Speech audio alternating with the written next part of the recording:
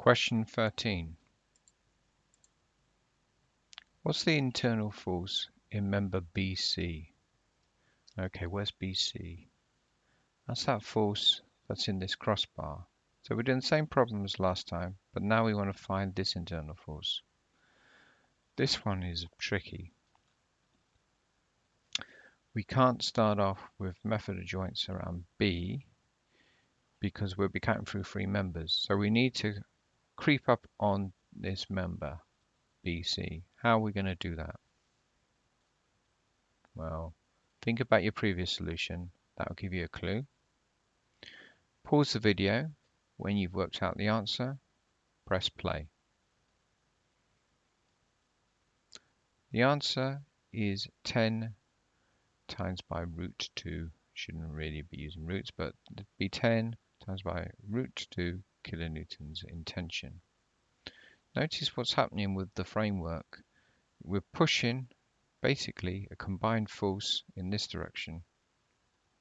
That's going to have this reaction pushing in this direction.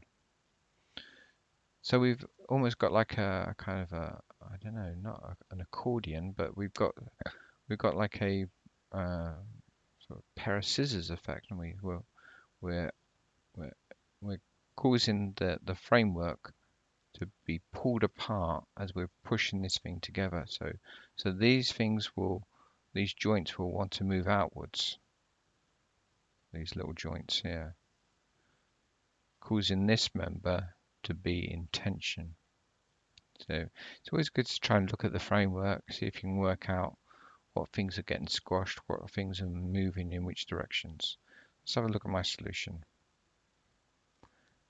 Well, I need to find the forces around the joint B. Previously, I found the forces around the joint D, because it was the same question as question 13. What was it? Question 12, sorry. So here we are going to sum up our forces in the x direction.